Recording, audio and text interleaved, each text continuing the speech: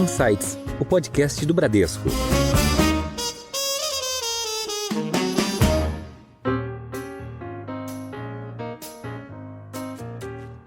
Então, a gente tem um papel fundamental em fazer com que os nossos recursos sejam investidos e de uma forma que venham ajudar a resolver os problemas da humanidade. Então, é um processo natural que a gente está sempre muito próximo das empresas, fazendo uma colaboração para que as políticas sejam cada vez mais sustentáveis. Os aspectos de ESG, eles são aí utilizados como uma ferramenta de gestão de risco mesmo, para que a gente consiga entender como que os aspectos ambientais, sociais e de governança podem impactar os nossos investimentos. A proposta é que quem emite mais de 10 mil toneladas ano de carbono seja obrigada a apresentar um inventário, então ela tem que apresentar seu inventário de emissões para o sistema brasileiro, para o CBCE. Ao passo que quem emite mais de 25 mil toneladas de carbono ano, além do inventário, vai ter que fazer uma espécie de uma conciliação. Olá, tudo bem? Você ouviu agora alguns dos nossos destaques de hoje, mas tem muito mais. Eu sou a Juliana Maeda e este é o Insights, o seu podcast semanal com ideias que provocam um novo jeito de pensar. O Brasil segue na busca do protagonismo nas ações contra as mudanças climáticas. E o nosso país tem se comprometido com metas ambiciosas, como a redução de emissões de carbono em 67% até 2035, além de estarmos implementando diversas iniciativas para mitigar os impactos das mudanças climáticas, como a promoção de energia limpa e a proteção de ecossistemas vulneráveis. E dentro desse contexto, como é que a indústria de fundos de investimentos tem feito seu papel e como tem buscado ações e o engajamento das companhias. E sobre esse assunto, um bate-papo aqui com você e com o nosso time de especialistas em ESG, ou ASG da sigla em português, Ambiental, Social e Governança, da Bradesco Asset. Felipe Bionchini, CIO da Bradesco Asset. Felipe, obrigada pela sua presença hoje. Obrigado, Ju. Muito legal estar aqui, tendo essa conversa tão importante com meus colegas Yara e Pupi. Yara Borba Formigoni e Felipe Pupi, especialistas ESG da Bradesco Asset. Felipe, Pupi, Yara, obrigada. Obrigada, é um prazer estar aqui, Ju.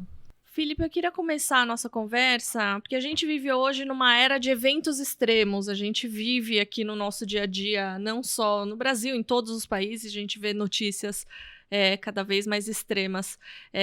E a gente vê uma necessidade cada vez maior de ações e medidas efetivas para estimular essa transição para a economia verde e uma adaptação climática. Como é que você tem visto essas transformações reverberarem no mercado de investimentos, mercado de capitais brasileiro, e quais as suas expectativas e desafios? Bom, Ju, a gente tem acompanhado diversos líderes do mercado comentando como essa transição ela é importante e ela é determinante para o nosso futuro, né? Teve o Fórum Econômico Mundial de 2024, onde as transformações climáticas, eventos extremos, foi eleito como o principal risco global que a gente está vivendo hoje em dia. Engraçado que em segundo veio lá a questão de inteligência artificial e desinformação. Mas a questão climática, acho que todo mundo está bastante consciente de que é um assunto do momento, e a gente percebe que cada vez mais as empresas estão focadas em implementar políticas de combate à transformação climática. Porque a gente sabe que os impactos da transformação climática, ela tem não só nas pessoas envolvidas nas áreas que sofrem com esses eventos extremos, tem também efeitos secundários muito importantes, escassez de matéria-prima, transformações de ecossistemas. Então esse é um tema prioritário hoje em dia em toda a agenda de discussão sobre investimentos. Quando a gente entra na questão da sustentabilidade, esse é o principal tema. E você comentou um pouquinho sobre inteligência artificial, mas essa pode ser uma ferramenta também positiva. A gente vê que a tecnologia avança e tem muitos processos que a gente vê muito progresso, né? Existe essa ferramenta que tem se comentado muito, que é a En-ROADS, que é uma ferramenta para medir, é um simulador climático, né? Eu queria que você explicasse um pouco mais sobre essa questão das tecnologias e as ferramentas para essas mensurações. Legal.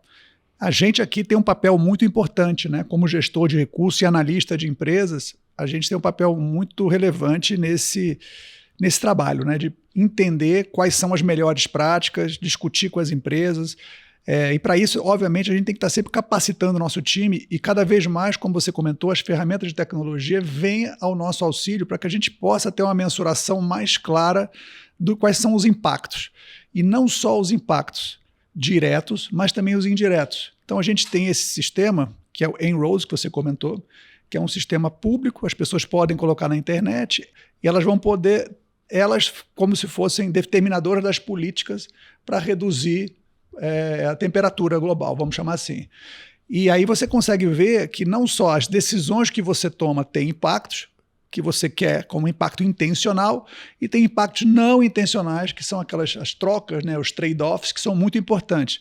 Então, essa sensibilidade sobre o que está sendo feito, quais são as políticas de determinado país ou determinada legislação, quais são os impactos que ela podem ter, isso a gente vem utilizando essas ferramentas para capacitar os nossos analistas para que eles possam fazer esse julgamento cada vez de forma mais precisa e poder colaborar cada vez mais para que os nossos investimentos vão na direção de resolver os problemas que estão por aí.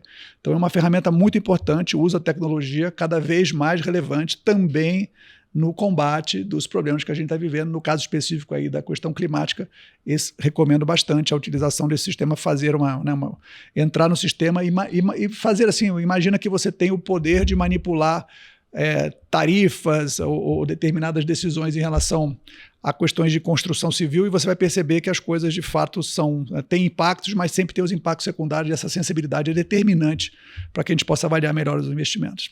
Não, muito bom. A tecnologia realmente vem aqui para ajudar a gente que trabalha com investimentos. Se vocês puderem dar algum exemplo ilustrativo no nosso dia a dia de Bradesco Asset, como é que essas ferramentas funcionam efetivamente? Bom, legal. Acho que nós fizemos várias simulações aqui dentro da Asset, envolvendo os times de gestão de portfólio, os analistas fundamentalistas, e a gente conseguiu entender que algumas variáveis elas podem, de fato, colaborar para essa diminuição da temperatura global. Entre elas, por exemplo, você estabelecer um preço para o carbono, outra é você conseguir aumentar o fomento para a energia renovável, e entre outras simulações que você consegue abaixar a temperatura até 2 graus ou até menos de 1,5. Eu acho que é interessante também que ela te permite entender os efeitos de determinada ação, determinado estímulo. Então, por exemplo, o estímulo à energia renovável. A gente tem um estímulo à energia renovável, eventualmente ao hidrogênio, por exemplo, a tecnologia de hidrogênio. Como se comporta o preço da energia como um todo, o efeito disso na sociedade. E também, eventualmente, você percebe que, por mais que você taxe um combustível fóssil para de repente, né, conseguir estimular aí o avanço da energia renovável, tem um momento que a energia renovável ela não consegue mais subir. Porque a gente tem um efeito, eventualmente, que a maioria das questões de energia renovável, por exemplo, a gente tem um problema de estoque, armazenamento dessa energia. Então, a gente precisa que as tecnologias para armazenamento de bateria, elas se desenvolvam para que também a energia renovável, solar, hidrogênio, a gente consiga, de certa forma, estocar para passar para as indústrias. Então, tem essa questão casada entre a sociedade, na indústria e na sociedade. Você consegue enxergar isso de uma forma mais clara na simulação, né, do En-ROADS. Exatamente. Você consegue prototipar ali o preço de carbono, qual que é o limite. Tem determinado momento que, por mais que você taxe o carbono, não tem mais efeito na diminuição da temperatura. Então, qual que é o preço ótimo do carbono? Essa ferramenta permite que você vá tateando essas mudanças. Então, é super interessante. Bacana. Ju, acho que tem um insight importante que ficou para mim. Eu vi essa apresentação lá no MIT, né, que foi um grupo de pesquisadores de lá que apresentaram. Foi criado lá, né? Foi criado lá. E eu vi essa apresentação lá e eu acho que o insight importante que ficou para mim é que política, seja política econômica ou política ambiental, são escolhas. Não tem uma solução que você fala, essa solução resolve tudo. Então, acho que é importante também encarar esse problema com essa questão. A gente vai ter que fazer algumas escolhas, nem todas as escolhas vão ser consensuais. Então tem também esse trabalho que não é que tem uma solução mágica, né? Então é muito importante utilizar sistemas como esse para você poder perceber que você vai ter que fazer um balanceamento e eventualmente você vai deixar algumas coisas para trás ou dar prioridade para outras. E é muito importante para qualquer tipo de política. Então acho que esse é um insight bacana. E um ponto bem interessante na ferramenta também é que você consegue absorver a questão setorial. Então você entende que alguns aspectos eles são mais favoráveis em um país do que no outro. Então isso também a ferramenta te demonstra muito bem. Bacana.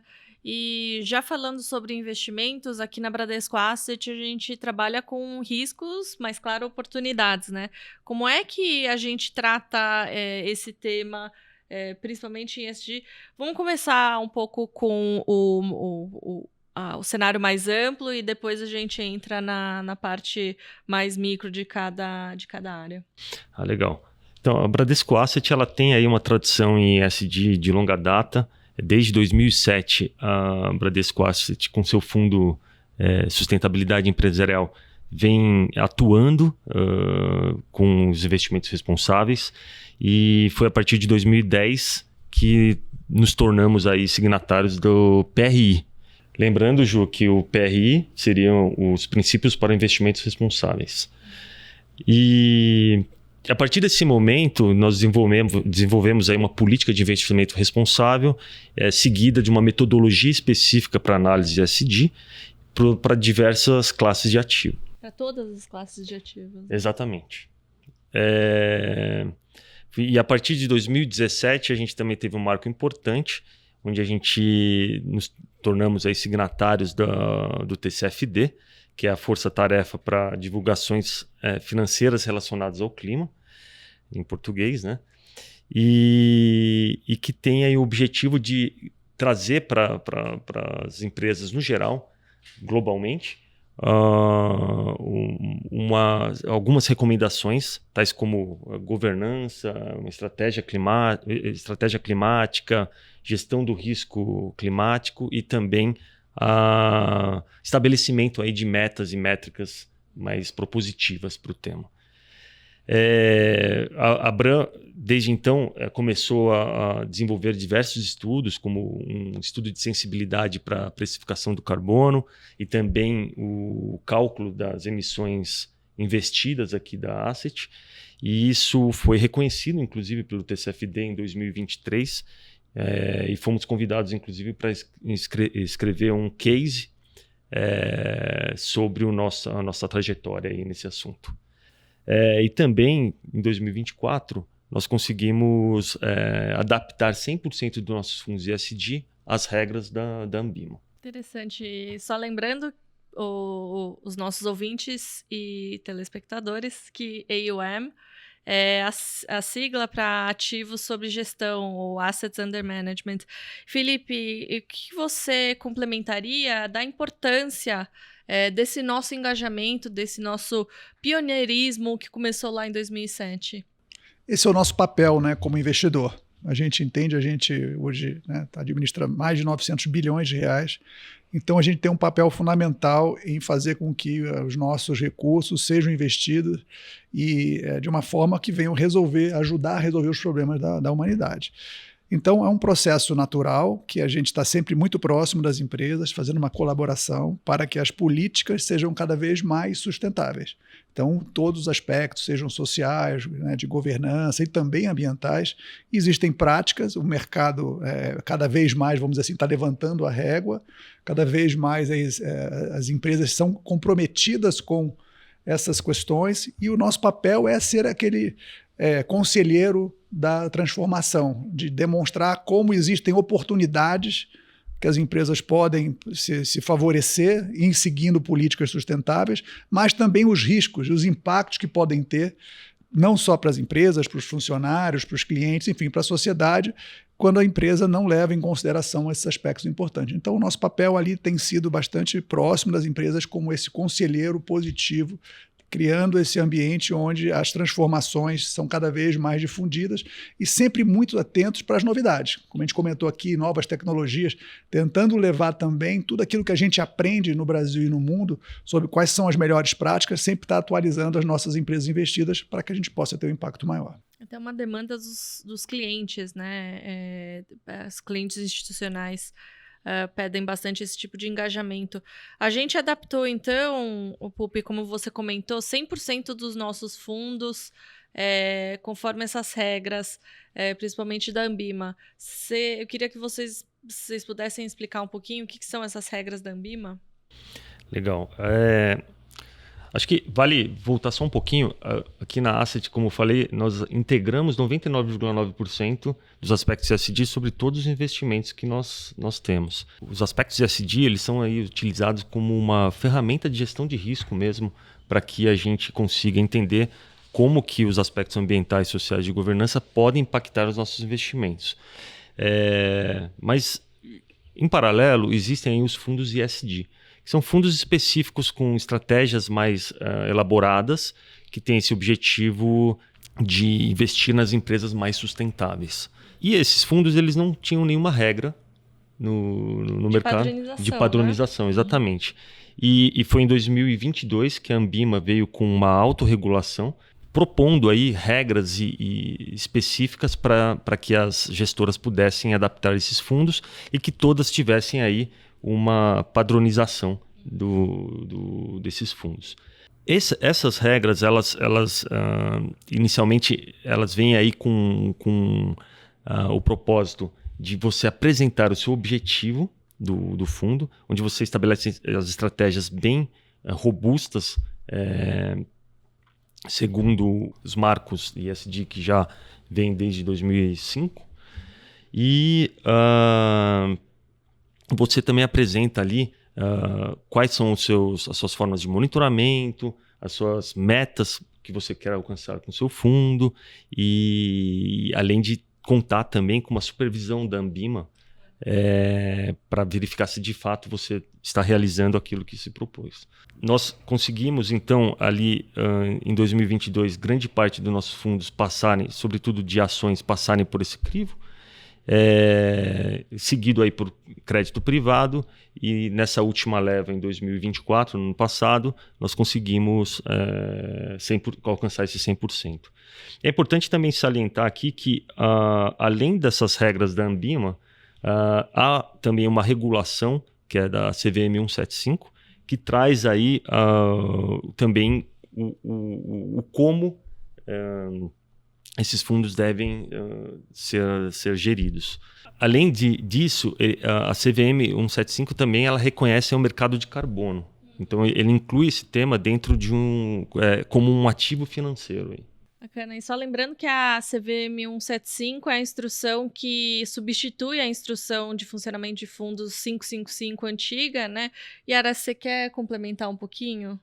Claro, Ju. Acho que é importante a gente ressaltar que tanto a CVM 175, para a questão de fundos e ESG, ela conversa totalmente com a autorregulação da Anbima. Então, ambas trazem, então, eu tenho que ter objetivos, eu tenho um fundo ESG, eu classifico ele dessa forma, qual que é o objetivo que eu quero alcançar, quais são as métricas que eu vou utilizar para atingir esse objetivo, como que eu reporto isso, com que frequência eu informo isso para o investidor, esses dados têm que ser públicos. Então, a questão de transparência e a informação mesmo pública, ela é muito valorizada e muito rica nessa solicitação dessas informações. É muito evidente nessa normativa, e ela veio para a indústria de fundos de forma gradual. Então, quando ela saiu em 2022, ela se aplicava para fundos de ações e renda fixa, aí ficou um ano para o mercado entender como é que funcionava, como que a gente ia estabelecer objetivos e metas ambientais, sociais ou de governança, que não é fácil quantificar qual é o seu impacto ambiental, qual é o impacto ambiental que um fundo pretende perseguir. Principalmente um fundo multimercado, por exemplo, que opera muitos derivativos. Exatamente, por isso que até a gente falou, o marco agora foi no final de 2024, porque especificamente para fundos de multimercado, as regras da Anbima e da CVM, né, como as duas são aí concomitantes, entraram em vigor agora, em julho de 2024. Então, essa implementação foi progressiva para que o mercado conseguisse ter maturidade aí para esses fundos cada vez mais complexos. Muito bom. E aproveitando sobre a 175, eu queria perguntar para vocês, o Pupi comentou, criou-se essa possibilidade, né, dos fundos começarem a investir em créditos de descarbonização por biocombustíveis, que são os CBIOs, mais conhecidos como CBIOs, mais uma sigla para a gente, e também em créditos de carbono. Então, eu queria que vocês falassem sobre esse tema. E essa regulamentação desse mercado já tem sido aguardada pela sociedade, pelo mercado. Você pode discorrer um pouco mais sobre essa PL e também quais são as expectativas sobre esse setor? Claro, Ju. Acho que é importante só retomar aqui, né? A CVM 175, ela trouxe essa possibilidade de investimento, que parte dos recursos dos fundos fossem alocados em créditos de carbono ou em CBIOs, aí desde que dentro de um mercado regulamentado, estruturado, e até um limite aí, observação de 10% dos fundos.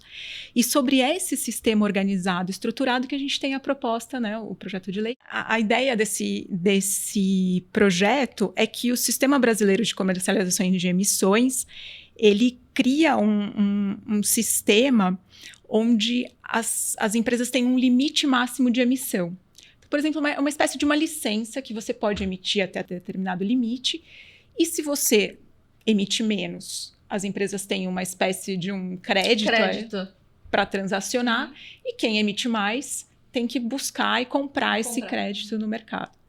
É o que a gente fala, basicamente, aí é o sistema Cap and Trade, né, que hoje em dia é onde se concretiza aí o mercado regulado, a ideia é que se concretiza o mercado regulado de carbono. A proposta é que quem emite mais de 10 mil toneladas ano de carbono seja obrigada a apresentar um inventário. Então, ela tem que apresentar seu inventário de emissões para o sistema brasileiro, para o CBCE. Ao passo que quem emite mais de 25 mil toneladas de carbono ano, além do inventário, vai ter que fazer uma espécie de uma conciliação. Então, efetivamente, vai ter que verificar quanto está emitindo e se está atingindo a meta, a licença ali prevista pelo sistema. Essa licença, esse limite, que dentro do projeto de lei está previsto como um plano de alocação, ele ainda vai ser discutido. Ele é um processo ainda, vai ser uma construção de academia, de setor, vai depender muito das informações que vão ser apresentadas, né, pelos setores mais emissivos, e a ideia aí é que o PL entrando em vigor, esse plano de alocação mesmo, efetivamente, aí seja implementado só depois de uns 3, 4 anos do projeto de lei. Eu acho que uma questão importante também que a gente traz, que para além desse mercado regulado, que é a grande novidade, né, para o Brasil do mercado de carbono, a proposta versa também sobre o mercado voluntário, que é o que a gente já tem hoje, que são os créditos que a gente conhece, crédito de reflorestamento, o crédito por geração por energia limpa, sequestro de carbono. Então, esse mercado voluntário, o sistema prevê uma questão super importante, que é a interoperabilidade entre o mercado voluntário e o mercado regulado.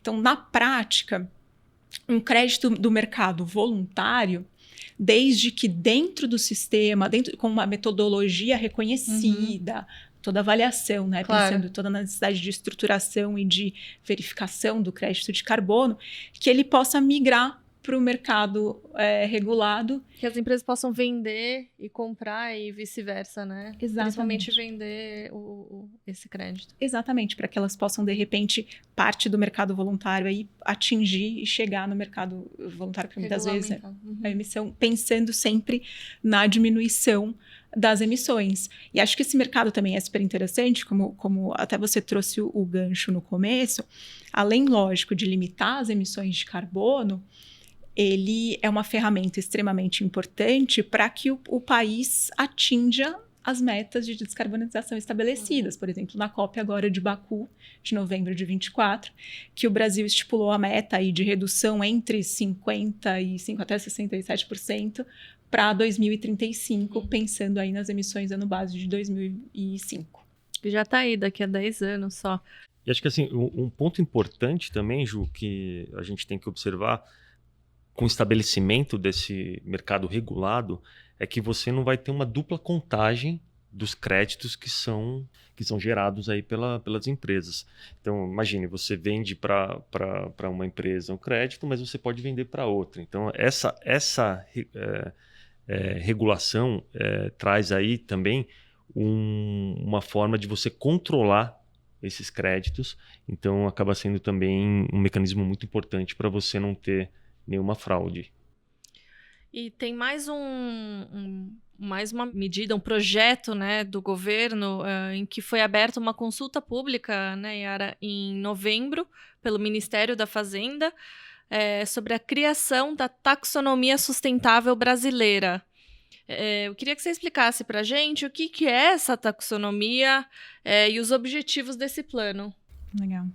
Quando a gente fala em investimento sustentável, Ju, taxonomia, ela é um sistema de classificação que te permite ali enquadrar uma atividade econômica dentro de critérios, para entender se ela traz impactos aí positivos para o ambiente, impactos climáticos ou impactos sociais positivos. Isso é extremamente importante porque ela ajuda a direcionar o fluxo de capital para essas atividades. Ela incentiva, ela dá segurança para o investidor, sabendo que determinada atividade pode ser classificada dessa seguinte forma.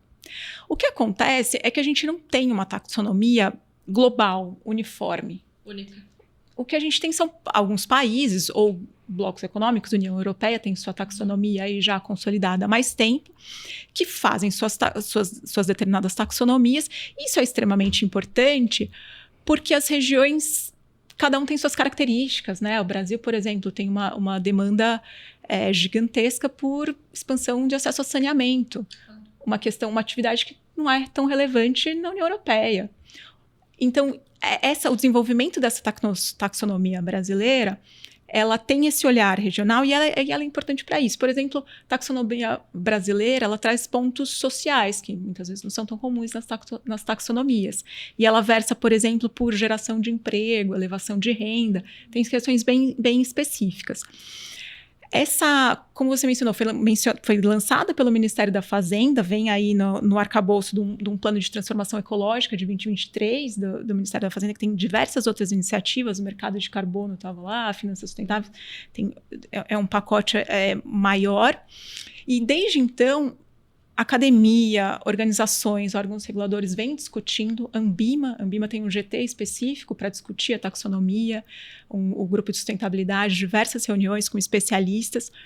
E de toda essa discussão, em novembro de 2024, criou-se, então, saiu aí a primeira estruturação dessa previsão aí dos moldes da taxonomia sustentável brasileira e deve ficar aí aberto para consulta até o primeiro trimestre de 2025. A expectativa é que ela seja lançada em julho, no final de julho.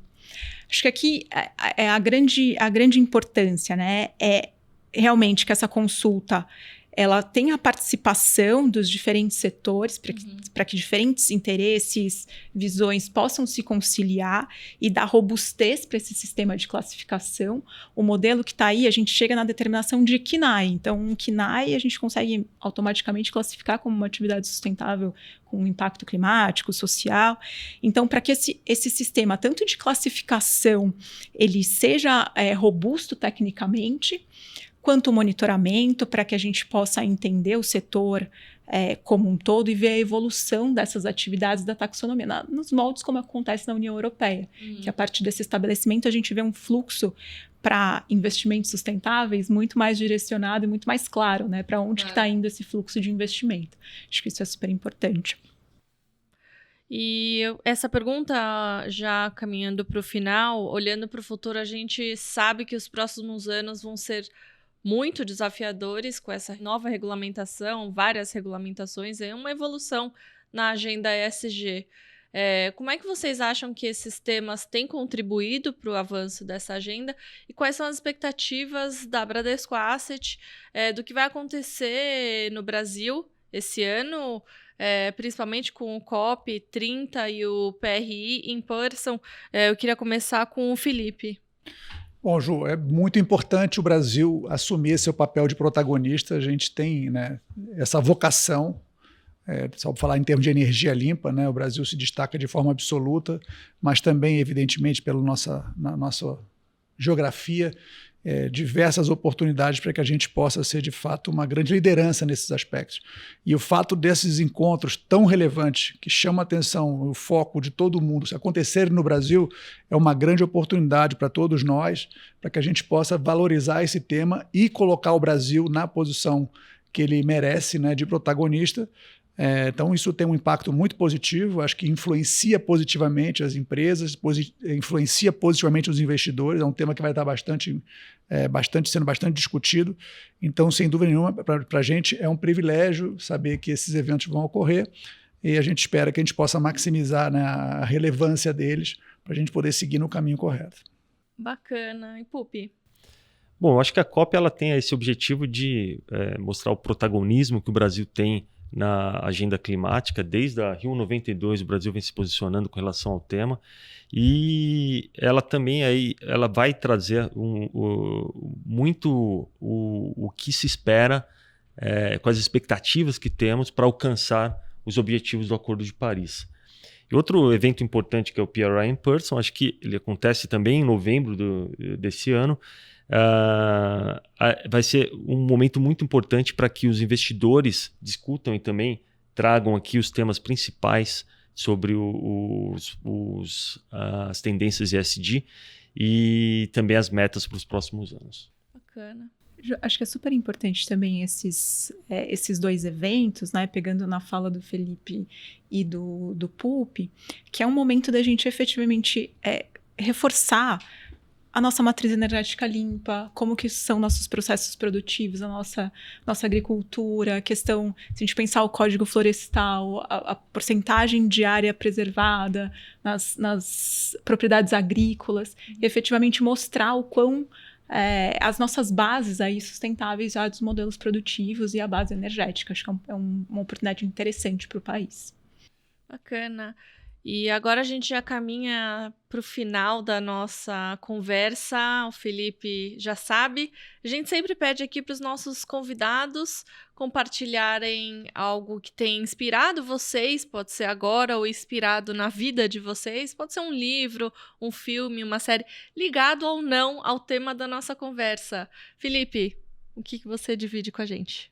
Bom, Ju, recentemente eu vi 2 entrevistas que eu achei muito interessantes, porque elas vão direto ao ponto que a gente estava discutindo aqui, como são os principais riscos, vamos chamar assim, que estão sendo mapeados aí desde o Fórum Mundial.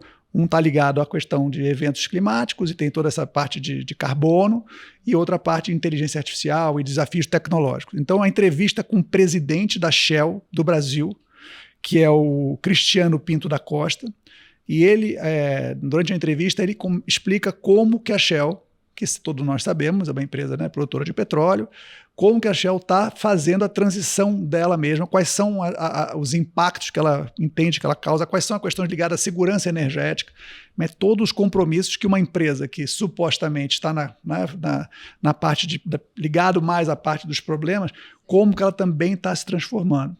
E também uma outra, no campo mais da tecnologia, que também de uma presidente da Microsoft no Brasil, que é a Tânia Consentino, contando como que a Microsoft se posiciona e quais são as evoluções que ela está fazendo para que esses assuntos ligados aos desafios da tecnologia, da disseminação de informações falsas, de privilégios para determinados agentes, como que uma empresa desse porte está agindo para que esse desenvolvimento tecnológico seja benéfico para todos, não para poucos. Não uma ameaça ou um risco, né? Certamente. Então, todas as 2 empresas estão ligadas, né, ao processo de transformação, e é muito importante ver como os 2 presidentes estão bastante motivados, bastante a par, e esse parece ser o tema principal da discussão deles. Então, recomendo essas 2 entrevistas. Yara. Legal, Ju. Tem um livro já que já não é tão recente, acho que tem cerca de 15 anos que eu sou apaixonada, que chama Colapso, do Jared Diamond. Ele ele analisa como que algumas civilizações antigas colapsaram. E acabaram. Quais foram os motivos que elas colapsaram.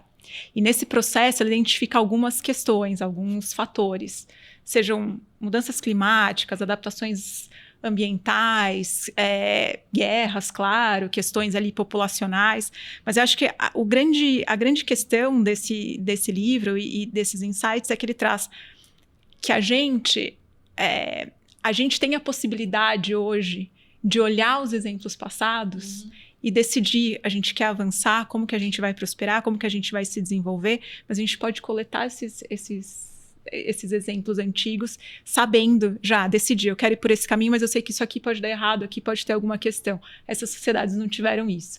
Então, acho que aquela questão de você olhar, aprender com os erros do passado para poder aí ter um futuro mais promissor. Muito bacana, gostei da dica. Pupi. Bom, eu vou trazer aqui um filme, já que vocês trouxeram livros e artigos. Um filme que me impactou muito ao longo da minha carreira foi o Erin Brockovich, Uma Mulher de Talento. Esse filme ele traz aí uma mulher que tem 3 filhos e é mãe solteira e acaba deparando aí com uma contaminação severa numa cidade do interior dos Estados Unidos. Contaminação de água, né? Exatamente. E essa contaminação acabou impactando muito a saúde da população, com algumas mortes, inclusive, e que trouxe aí uma causa para ela defender e que ela conseguiu, no final, ganhar, trazendo um resultado bem importante aí para as questões ambientais lá nos Estados Unidos. Bacana. E eu aproveito para agradecer, então, Felipe Pupi e Yara Borba Formigoni, nossos especialistas em ESG da Bradesco Asset. Pessoal, muito obrigada. Felipe Bianchini também, meu colega de Insights. Obrigada pela presença de vocês. Muito obrigado. Obrigado. E você sabe, que você nos acompanha, o Insights está nas principais plataformas de áudio, no Instagram, no perfil podcast.insights. Siga a gente, fique por dentro das gravações, dos bastidores e dos outros destaques. Obrigado pela companhia. Até. Tchau.